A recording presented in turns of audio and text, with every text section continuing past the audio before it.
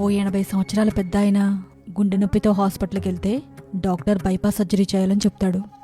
అతనికి వేరే దారి లేక అడ్వాన్స్ కట్టి సర్జరీకి ఓకే అంటాడు. Bypass surgery విజయవంతమవుతుంది.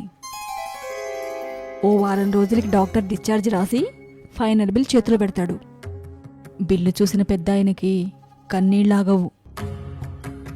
అది చూసిన డాక్టర్, సార్ మీరు ఏ హాస్పిటల్కి వెళ్ళినా బిల్లు ఇంచుమించు ఇంతే అవుతుంది, మీకు మరీ అంత ఇబ్బందిగా ఉంటే బిల్లులో కొంచెం తగ్గించగలను అని అంటాడు.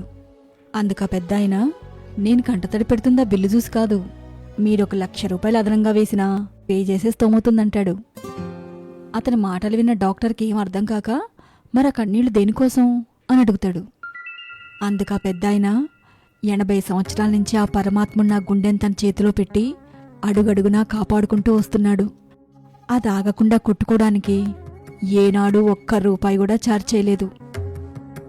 ఈరోజు ఒక్క 4 గంటలు నా గుండె మీ చేతిలో పెడితే 4 లక్షలు వేసిన బిల్లును నా చేతిలో పెట్టారు. కొన్ని కిలోమీటర్లు నడిచిన బండి టైర్లు అరిగిపోతాయి, కానీ కొన్ని వేల కిలోమీటర్లు నడిచిన మన పాదాలు అరగకుండా చూసుకుంటున్నాడు. మన ఇంట్లో నీళ్ల ట్యాంకుకు చిల్లు పడితే నీళ్లు కారిపోతాయి, కానీ మన ఒంట్లో 70% నీళ్లున్నా అవి ఏ రోజు కారనివ్వడు.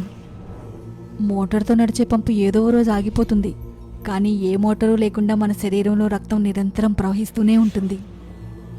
ఖరీదైన కెమెరాలకు చిక్కని దృశ్యాలు కూడా మన కళ్ళు చూడగలుగుతున్నాయి.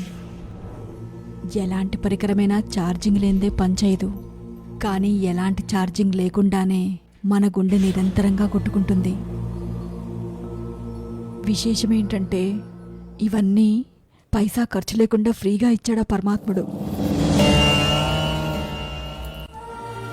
ఒక్కరోజైనా మనసారా థ్యాంక్స్ చెప్పుకున్నామా చెప్పు? థ్యాంక్స్ చెప్పడం కాదు కదా, నువ్వు నాకేమిచ్చావు అని తిరిగి ప్రశ్నిస్తాము.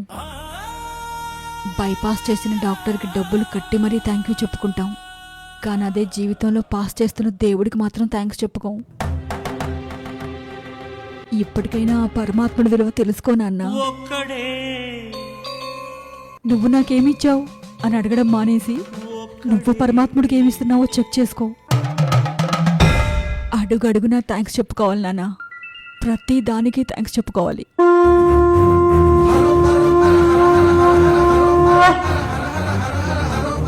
థ్యాంక్ యూ ఫర్ ఎవ్రీథింగ్ దేవుడా.